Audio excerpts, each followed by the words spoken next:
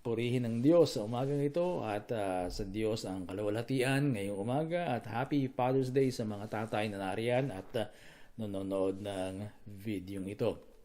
Bagamat hindi tungkol sa mga tatay ang aking tatalakayin ngayong umaga sapagkat ipagpapatuloy natin ang ating series na Salvation in Christ at gayon din tatapusin na natin ito ngayong araw na ito, ngayong umaga. So ito yung ika-10 at ikahuling paksa sa series na ito ng Salvation in Christ. At ang pamagat ng aking paksa ngayong umaga ay Our Final Home. Our Final and Eternal Home. Our Final Home. At para sa ating talakayin, gusto kong basahin lamang sa inyo ang Revelation chapter 21, verses 3 to 4. Hindi natin hihimayin ang talatang ito, pero gusto ko lang basahin sa inyo dahil yun ang ating tradisyon. Binabasa natin ang isang text bago magturo ang isang pastor kahit na hindi talaga yun ang kanyang hihimayin. So, Revelation 21 verses 3 to 4. Ganito ang sabi sa Magandang Balita, Biblia. Narinig ko ang isang malakas na tinig mula sa trono. Tingnan ninyo, ang tahanan ng Diyos ay nasa piling na ng mga tao. Maninirahan siyang kasama nila at sila'y magiging bayan niya. Diyos mismo ang makakapiling nila at siya ang magiging Diyos nila. At papahirin niya ang bawat luha sa kanilang mga mata. Wala ng kamatayan, wala ng dalamhati, wala ng pagtangis at wala ng paghihirap sapagkat lumipas na ang dating mga bagay. Amang Diyos, maraming salamat po sa umagang ito. Salamat po ng marami sa kabutihan ninyo. Pagpalain po ninyo ang bawat isa. Dalangin ko ang mga ama, ang mga tatay na nariyan at nakakapakinig ng sermon na ito o pagtuturong ito, mga nanonood. Lord, dalangin ko ang mga tatay na ito na ikaw po ang magpala sa kanila. At nawa ay tulungan mo sila na maging halimbawa sa kanilang tahanan. Ikaw ang i-represent nila na ikaw ang aming ama at ikaw ang mapagmahal na ama at ganon din kaming mga ama dito sa lupa ay maging ganon sa aming mga pamilya. Lord, pagpalain po ninyo ang aming pagtalakay ngayong umaga at mangusap kayo sa amin o turuan nyo kami ng mga bagay na dapat naming matutunan mula sa inyong salita. Sa pangalan po ni Jesus. Amen. Okay, so kasama sa pagliligtas na ginawa ni Kristo ang bigyan tayo ng eternal home or final home. No? At syempre, kung ang pagliligtas na ginawa niya sa atin, yung buhay na binigay niya sa atin, ay napakagandang buhay, abundant life, no? Masagaan ang buhay. Yung tahanan na yan, yung huling tahanan natin, yung huling tahanan at walang hanggang tahanan na ating titirhan, ay syempre, lubhang napakaganda rin. Dahil ang Diyos ang gumawa. Diyos ang maylalang ng huling tahanan natin. Kaya lang, ang karaniwang paniniwala sa bagay na ito, dahil yung nakagisnan, pero gusto kong sabihin sa inyo na hindi porke nakagisnan na tama o totoo. No? Ang karaniwang paniniwala ay kapag namatay ang isang tao, sinasabi ng karamihan na siya ay pumunta na sa langit o nagtungo na sa langit. O kaya naman sinasabi ng mga Kristiyano na ang huling tahanan natin, ang huling tirahan natin, ang final home ng mga Kristiyano ay ang heaven o ang langit. Yun ang kanilang final home matapos ang buhay dito sa lupa. Pero gusto kong hamunin o i-challenge ang inyong isipan ngayong umaga. Gusto kong hamunin yan sa pamamagitan ng isang katotohanan. At ito yun. Ang langit na sinasabi nating tinutunguhan ng mga namatay na o yung kanilang kaluluwa ay hindi isang lugar. Hindi isang lugar. Ang konsepto ng lugar ay limitado dito sa daigdig natin o dito sa San Sinukob. Walang lugar o hindi applicable ang lugar sa kabilang buhay. At yan ang isang dahilan kung bakit hindi lugar ang langit na sinasabi natin. Dahil nga ang lugar, kapag sinabing lugar, ito ay limitado. Ito ay tumutukoy lamang at applicable lamang sa physical universe. Sa physical universe.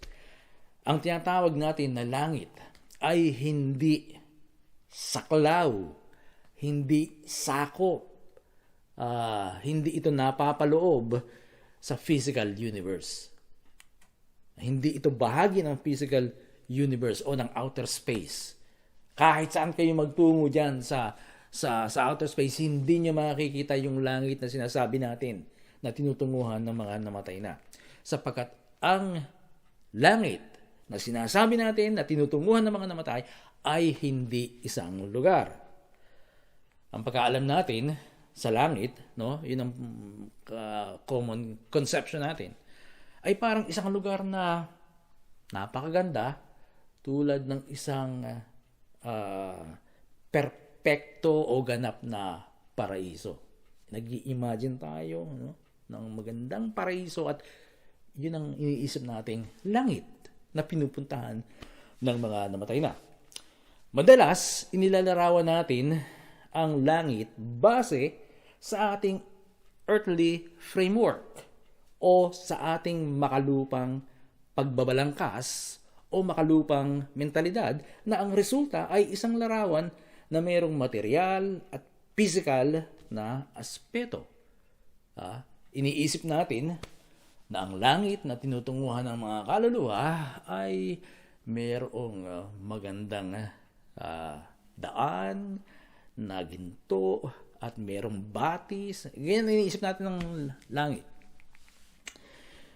At normal yan na maglarawan tayo sa ganung paraan. Normal na sa mga tao na ilarawan ang isang bagay na hindi niya nakikita sa pamamagitan ng kanyang pantaong imahinasyon. No? Normal na yun eh. Ang ating isipan ay very creative. Ang ating imahinasyon ay ganoon, very creative. Kapag tayo ay umupo at nag-isip talaga, meron lalabas tayong, may mga ipuproduce tayong mga larawan. Isipin nyo, yung mga cartoons, yung mga anime na nakakaroon sila ng konseptong ganoon. Yung transformer na bubuo sa isipan ng tao. Walang totoo, hindi totoo yun, Bakit nasagi sa isipan nila ang unicorn, ng taong unicorn? Wala naman talagang unicorn. Pero nakabuo siya, ang tao, ng ganong kaisipan. So, very creative ang imagination ng tao. At pagdating sa mga bagay na hindi nakikita, ganun nga, no? Nag-imagine tayo. Gumagawa tayo ng larawan sa ating isipan. At ang halimbawa niyan ay kapag sinabing hangin, no? Ang hangin ay inilalarawan natin sa ganitong larawan na makikita niyo diyan sa screen, no? O kaya naman ay sa ganitong larawan, yung isa pang makikita niyo sa screen. Yan ang pagkaalam natin at imahinasyon natin tungkol sa hangin. Pero hindi tayo tiyak na ganyan nga ang larawan ng hangin dahil hindi naman talaga natin nakikita ang hangin. Kaya kapag nagpakita tayo ng isang larawan na katulad nito na makikita nyo sa screen at sinabi natin yan ang hangin, hindi natin paniniwalaan na ganun ang hangin dahil meron nang nabuo sa ating isipan. Pero saan natin nakuha ang konsepto, ang larawan ng hangin na katulad nito? Saan natin nakuha ang ganitong larawan ng hangin? Hindi naman natin nakikita ang hangin. At dahil meron tayong larawan ng langit sa ating isipan na ito ay isang lugar, nagkakaroon tayo ng malawak na larawan at magandang larawan, isang ganap na lugar para sabihin na yun ang langit. Pero ang tanong, saan natin nakuha ang larawan ng langit na sinasabi natin? Sa Biblia ba natin nakakita yon? Tinitiyak ako sa inyo na hindi. Hindi sa Biblia. Actually, ang pangalawang dahilan kung bakit ang langit ay hindi isang lugar ay dahil hindi ito sinabi ng Biblia na isang lugar. Ha? Ang langit ay hindi itinuturo ng Biblia. Tama ba yun? Ang langit ay hindi itinuturo ng Biblia. O sabihin natin, ang Biblia ay hindi nagtuturo na ang langit ay isang lugar. Kaya ang langit ay hindi lugar dahil ang bawat pinaniniwalaan natin sa mga bagay na spiritual ay, ang batayan natin ay ang Biblia. Pero dahil hindi itinuro ng Biblia na ang langit ay isang lugar, ang langit ay hindi isang lugar. So, yun ang ating isang pagkakamali sa konsepto natin sa langit. Pero tinitiyak ko sa inyo, wala kayong makikita sa Biblia na ang langit ay inilarawan bilang isang lugar. At yung langit na sinasabi natin ay yung ang tinutunguhan ng mga, yung sinasabi nating tinutunguhan ng mga patay o ng mga kaluluwa. So, ang kaisipan na ang kaluluwa ay tumutungo sa isang lugar na sinasabi nating langit ay hindi biblical teaching. Ito ay isang Platonic idea. Ibig sabihin, ito ay nagmula lamang sa kaisipan ni Plato, na isang pilosopong Griego. Siya ang nagsimula niyan na ang kaluluwa ay pumupunta sa langit. Pero sa Biblia, hindi sinasabing lugar ang langit. Okay? So nakagawi na lamang ang ganung kaisipan at lalo pang pinaigting yan yung ganyang kaisipan na ang langit ay isang lugar na maganda simula nung 1300s dahil doon sa aklat ni Dante Alighieri na The Divine Comedy at pagkatapos sinusugan pa yan ng isang aklat na yung Paradise Lost ni John Milton. At doon na nagsimula yung kaisipan na ang langit ay isang lugar na maganda at doon nagtutungo ang mga namatay na. Pero hindi nilarawan sa Biblia na ang langit ay isang lugar. Ngayon, kung ang langit ay hindi isang lugar, ano ito? Totoo bang may langit? Totoong may langit. Totoong may langit. Pero mali ang intindi natin sa langit. Mali ang intindi natin kung ano ang langit. Pero totoong may langit. Sa katunayan, hindi lang isa ang langit. Dahil ang sabi sa Genesis 1:1, nang pasimula, nilikha ng Diyos ang mga langit at ang lupa. Nilikha ng Diyos ang mga langit. Maliwanag na ang mga langit ay nilalang ng Diyos. Sa ganyang diwa, ang langit o ang mga langit ay lugar. Sa ganyang diwa, ang mga langit ay lugar. Dahil ang mga ito ay nasa physical universe. Nilalang ng Diyos. Kapag tumingala tayo sa himpapawid o sa itaas, ang tawag natin diyan ay langit at yun ang lugar ng langit. Pero, ang problema, ang tawag din natin doon sa tinutunguhan ng mga kaluluwang pumanaw na mula sa lupa, ang tawag din natin doon ay langit. So, kaya sa bata, pag sinabi mo ang kaluluwa ay nasa langit, ang akala niya tuloy yung nasa itaas. Na pag tumingala ka, makikita mo yung himpapawid, yung kulay asul kapag tag-araw. Pero, hindi yun yung langit na sinasabi nating pinupuntahan ng mga kaluluwa. Bakit natin ito tinawag na langit? Yung pinupuntahan ng mga kaluluwa. Sino ang may sabi na ang tawag doon sa pinupuntahan ng mga kaluluwa ay langit? Saan natin nakuha yun? Sinabi ba ng Biblia na ang tinutunguhan ng mga namatay na ay isa doon sa mga langit na nilalang ng Diyos? Meron po tayong mababasa ganoon sa Biblia. Gusto kong sabihin sa inyo na ang kaluluwa ng isang Kristiyano na kapag siya'y namatay na ay hindi nagtutungo sa isang lugar. Hindi lugar ang kanyang tinutunguhan. Pero okay, kung ang tawag natin doon sa tinutunguhan na yon ng mga kaluluwa ay langit, okay lang yon, no? Kung yun ang tawag natin. Pero wag lang nating iisipin na yun ay isang lugar na katulad ng nabanggit ko kanina na maganda ang paligid, ganap na malinis, maraming hardin, magandang hardin, may mga puno, may batis na malinaw. Huwag nating isipin ganun. Okay na tawagin natin yung langit, yung pinupuntahan, yung tinutunguhan ng mga kaluluwa. Pero huwag nating isipin na yun ay isang lugar. Dahil kapag inisip natin na isang lugar yon, wala tayong basehan mula sa Biblia na paniwalaan yung ganun. Dahil, sabi ko nga, ang langit ay hindi isang lugar. Pero kung hindi isang lugar ang langit, bakit sinabi ni Jesus, no? Ama naming nasa langit. Our Father in heaven. O di, lugar yun, nasa. Pag sinabing nasa lamesa, o lugar yun. Nasa ilalim ng bangko, lugar din yun. Nasa Caloocan, yun ay lugar din. Kaya pag ginamit mo yung nasa, tumutukoy yun sa lugar, hindi ba? Sinabi ni Jesus, Ama naming nasa langit. Totoo yun, sinabi ni Jesus yun. Hindi ko ikatatanggi yun dahil malinaw yun doon sa Lord's Prayer, Our Father in heaven. Pero hindi lang si Jesus ang nagsabi nun. Maging sa Old Testament, makikita nyo sa Aklat ng Mga Awit, madalas na binabanggit yan. Halimbawa, si Solomon, sinabi niya, pakinggan nyo sila mula sa tahanan ninyo sa langit. At sa awit, napakaraming beses na binanggit na ang trono ng Diyos ay nasa langit. So, doon ba nakatira si Jesus? Doon ba nakatira si God? Sa langit.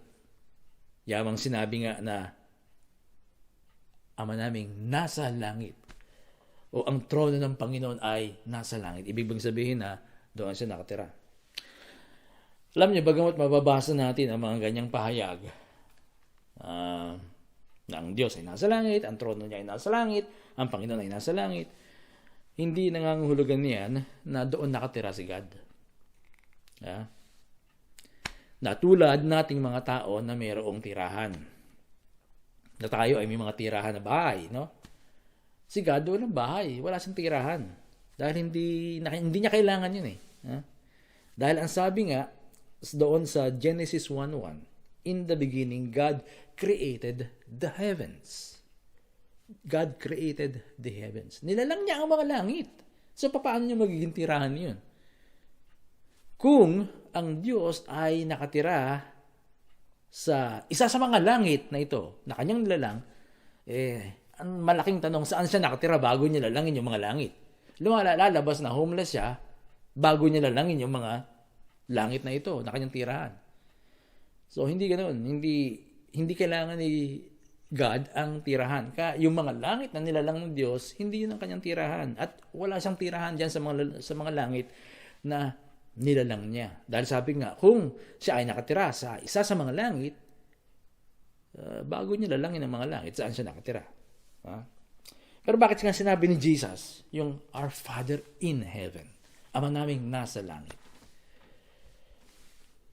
Si Solomon din, sinabi niya, pakinggan niyo sila mula sa tahanan ninyo sa langit. Bakit nila sinabi yon? Tahanan ninyo sa langit, ibig sabihin, may tahanan si God. Bakit inilarawan sa Biblia na si God ay nakatira sa langit kung wala naman pala siyang tirahan o kung ang langit ay hindi isang lugar na tirahan? Ang dahilan kung bakit ganyan ang kaisipan ng mga Hudyo tungkol kay God na nasa langit o nakatira sa langit o tahanan niya ay nasa langit, yun ay dahil ganon ang kanilang pagkaunawa. Ganon ang pagkaunawa ng mga sinaunang Israelita tungkol kay God, bunga ng ginawa niya doon sa Exodus chapter 13 verses 21-22, na ang sabi ay ganito, sa kanilang paglalakbay araw-gabi, patuloy silang pinapatnubayan ni Yahweh. Kung araw ay sa pamamagitan ng haliging ulap, at kung gabi sa pamamagitan naman ng haliging apoy, na tumatanglaw sa kanila. Laging nasa unahan nila ang haliging ulap kung araw at ang haliging apoy kung gabi. So makikita ninyo, si God ay nagpakita sa kanila o nagpahayag sa kanila ng kanyang sarili noong panahon na yon ng mga Israelita sa ilang bilang isang haliging ulap kapag araw. At nakikita nila yan, isang malaki, mataas na haligi, maaabot hanggang ulap, hanggang itaas. Ganon din, haligi ng apoy paggabi, isang mataas na haliging apoy na tumatanglaw sa kanila paggabi. At dahil dyan, ganyan ang kanilang, at hindi lang isang beses nangyari yun. Sa paglalakbay nila, ganun ang ginawa ni God sa kanila. No? Ganun ang ginawa ni Yahweh. Pinagbabayan sila sa ganung paraan. Kaya sila, itong mga Israelita, ganun na nakasanayan nila na si God ay nasa itaas nila. Si God ay nasa itaas, nasa langit. At doon nagsimula ang konsepto nila na si God ay nakatira sa langit, nasa itaas. Kaya sa Biblia, mababasa nyo na si God ay nakatira sa langit. Pero ulitin ko sa inyo na ang langit ay nilalang ni God. Ang mga langit ay nilalang ni Lord. Kaya, hindi po pwedeng yun ang tirahan niya. So, dahil doon sa pangyayari na yun sa Exodo, ang mga nakagawian ng mga Israelita, naging kaisipan na nila na si God ay nasa langit o nasa itaas, na pumapatnubay sa kanila araw at gabi. Walang iniwan yan, alam nyo, walang iniwan yan na kapag tinanong nyo ang isang bata, no, o ang isang tao, kapag tinanong nyo sila ng ganito, kung ang isda ay sa tubig at ang unggoy ay sa puno, ang ibon ay ang sagot yan ay himpapawid. Di ba? Pero, kung isipin nyo, sa milyong-milyong dinami ng mga ibon, pag tumingala kayo, kahit na sabihin nyo 1 oras, baka 1-2 ibon lang ang makita nyo sa himpapawid. Mas madalas, ang mga ibon din ay nasa puno. Pero ganun na, nakasanayan na yun, nakagisa na yun eh. Pag ibon ay himpapawid dahil lumilipad sila. So nakasanayan yung gano'n na sila ay panghimpapawid. Ganun din sa mga Israelita dahil nakita nila si God na pumapatnubay sa kanila isang mataas na haliging ulap at mataas na haliging apoy na pumapatnubay sa kanila. Nakasanayan nila na si God ay nasa itaas. Nakatira sa itaas. Pero si God ay nasa sa lahat ng dako. Pinupuno niya ang buong kalangitan. Yun ang nakasanayan ng mga sinaunang Israelita. Dahil sa kanilang karanasan na si God ay nasa itaas nila at pumapatnubay sa kanilang paglalakbay. Pero yun ay nakasanayan lang. Hindi porke nakasanayan na konsepto, yun ay totoo. Yun ang talagang tirahan ni God. Dahil malinaw din kay Haring Solomon, no, na si God ay walang tirahan. Kaya kung yun ang tanong nyo, mayroon bang tirahan si God? Walang tirahan si God. Dahil yan ay malinaw kay Solomon at alam din natin yan na si God ay nasa sa lahat ng dako. Hindi mo siya mako-contain sa isang lugar lang. At actually, kay Solomon nga, sabi niya, doon sa unang mga hari, 1 Kings 8:27. Ang sabi, pero makakapanahan po ba talaga kayo, O Diyos, dito sa mundo? Hindi nga po kayo magkasya kahit sa pinakamataas na langit. Dito pa kaya sa templo na ipinapatayo ko. Alam ni Solomon yung katotohanan na yun.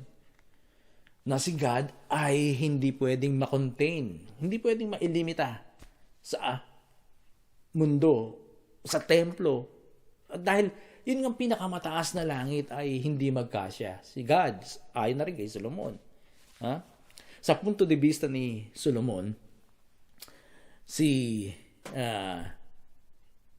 God ay naghahari sa pinakamataas na kalangitan.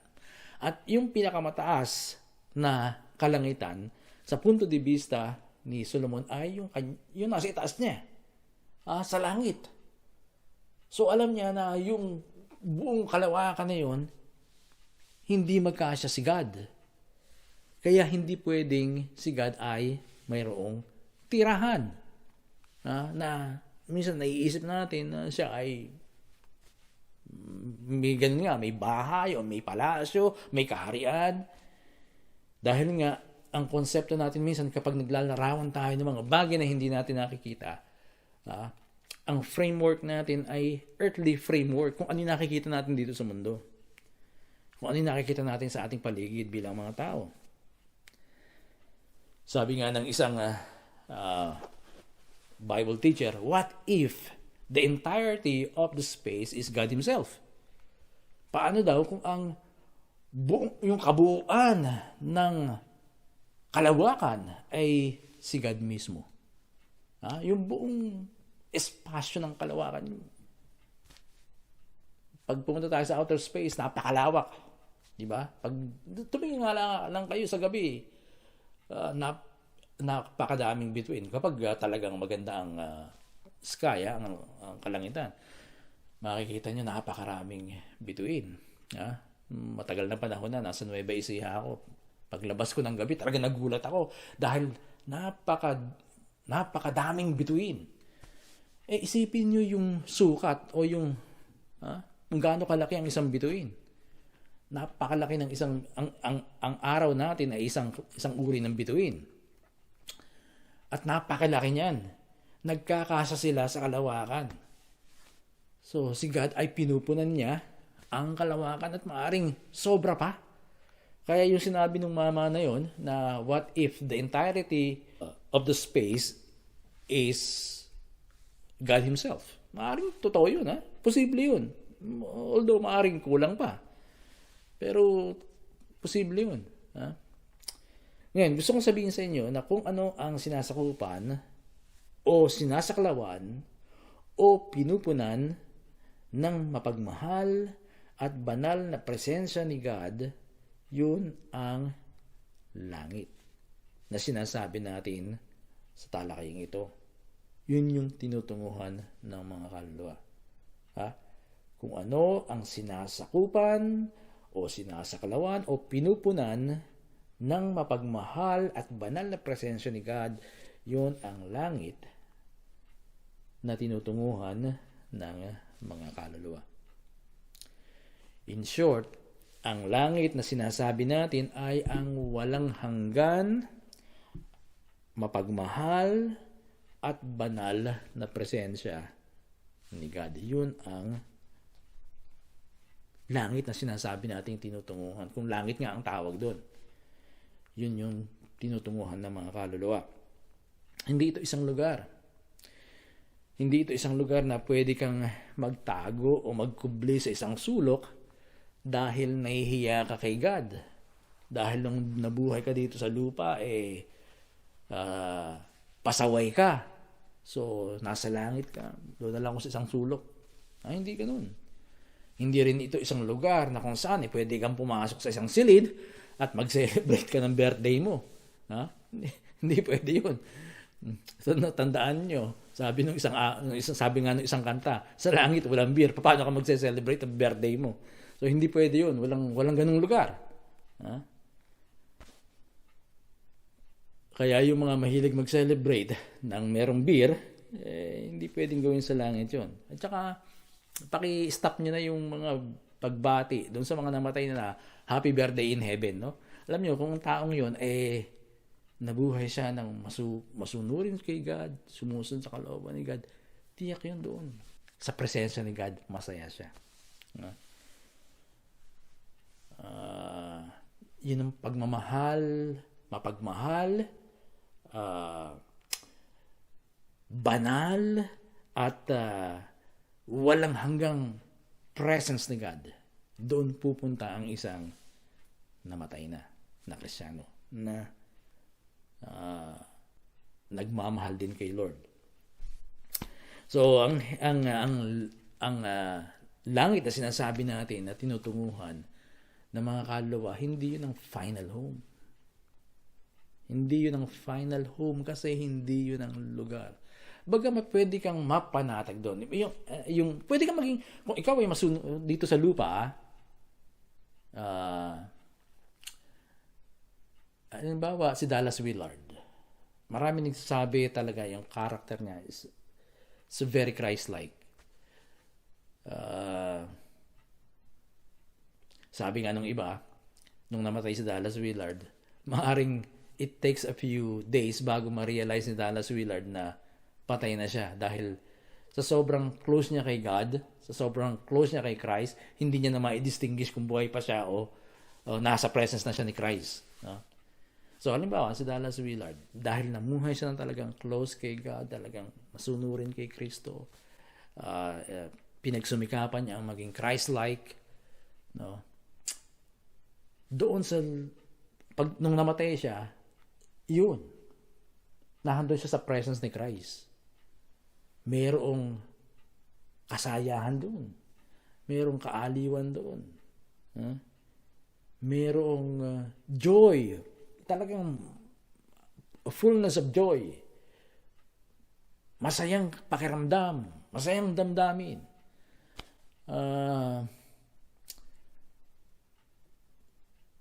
Mayroong pakiramdam na hindi maipapaliwanag sapagkat hindi yun naranasan dito sa ibabaw ng lupa. So, ibang klaseng karanasan yung mararanasan ng isang Kristiyano kapag siya ay sumama na kay Kristo at sa presence ni Christ.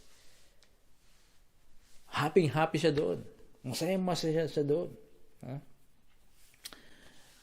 Yun ay presence ni Christ. Binabalutan siya ng presence ni Christ. Kumbaga, mayroong kapahingahan doon. So, ang heaven na sinasabi natin o nasa isip natin na tinutunguhan ng mga namatay na ay hindi isang lugar. Ito ay presence ni Christ. Kaya lang natawag nating heaven yun dahil nga itaas.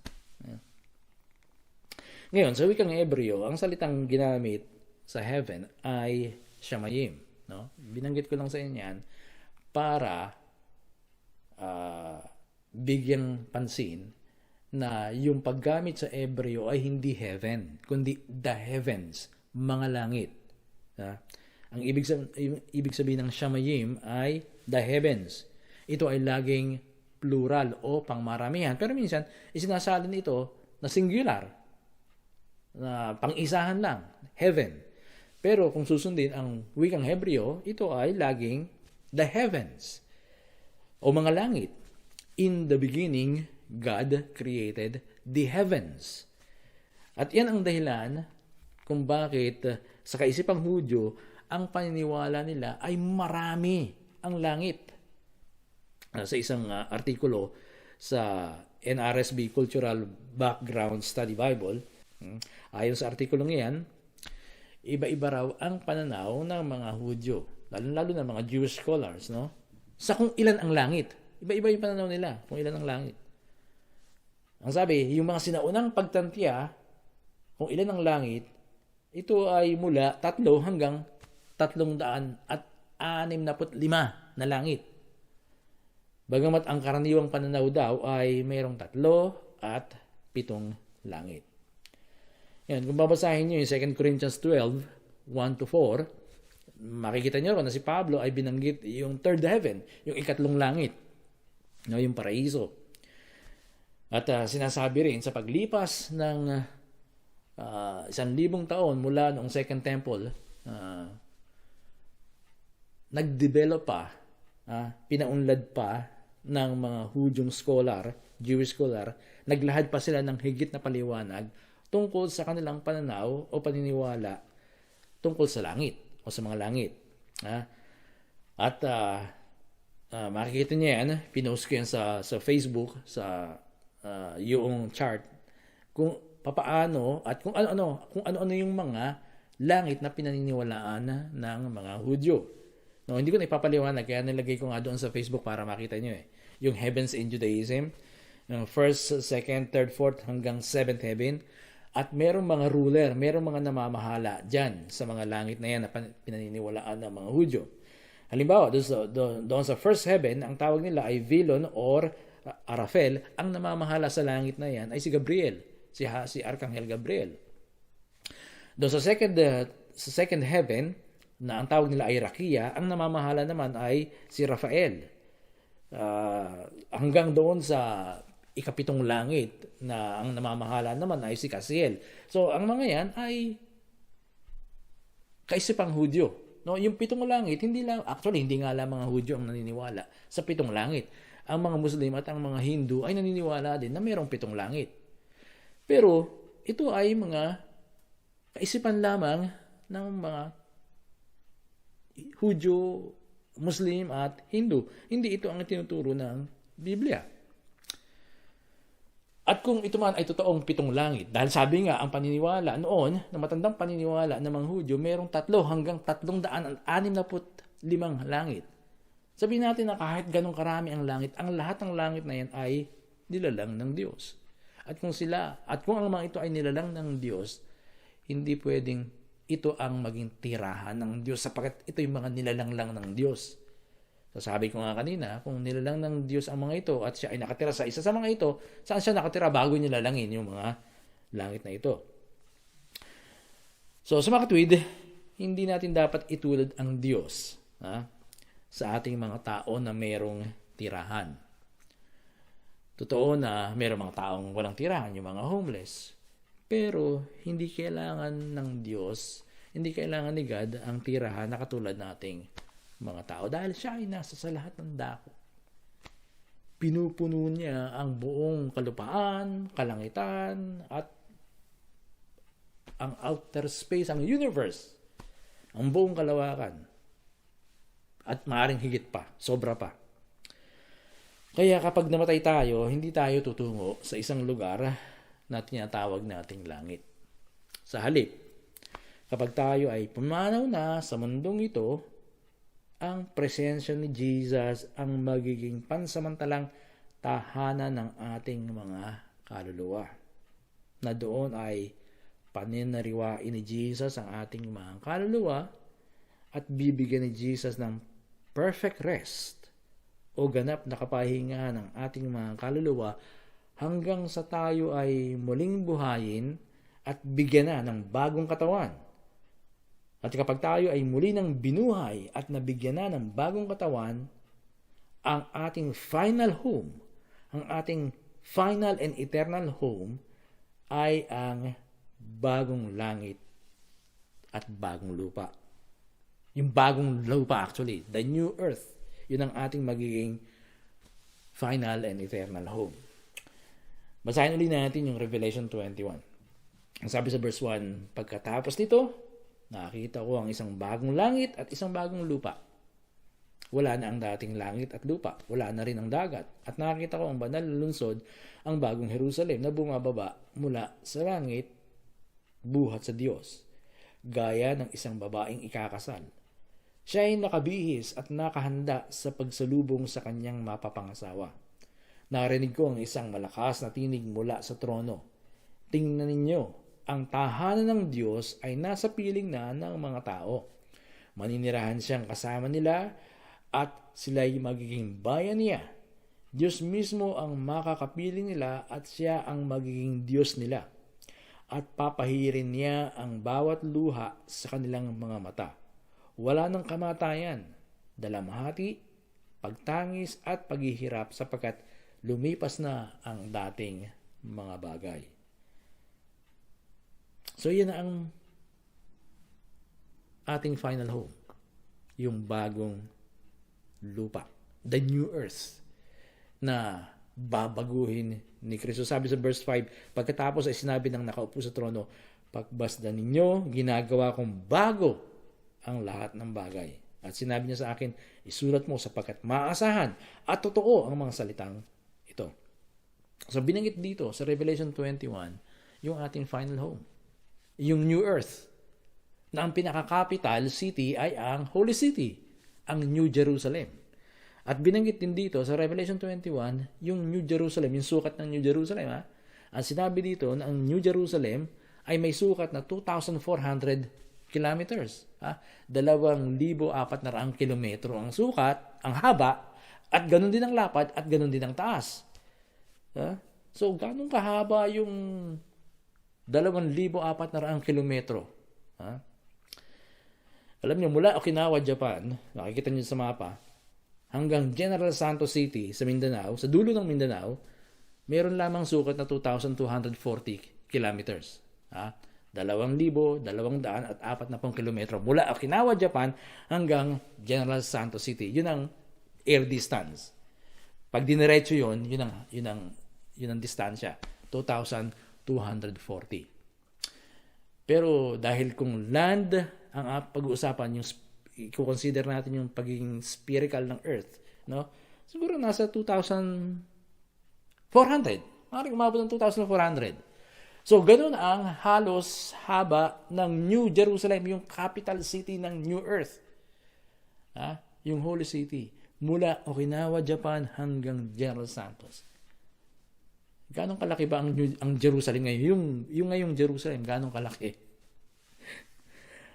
Ang Israel nga, meron lamang 420 kilometers dulo hanggang dulo. Dulo at dulo, 420 kilometers. At ang lapad niya nasa 115 kilometers. No? Yun ang Israel. Ang Jerusalem, napakaliit lang ng Jerusalem ngayon. Napakaliit lamang ng Jerusalem. Pero yung bagong Jerusalem, ganun ang haba niya.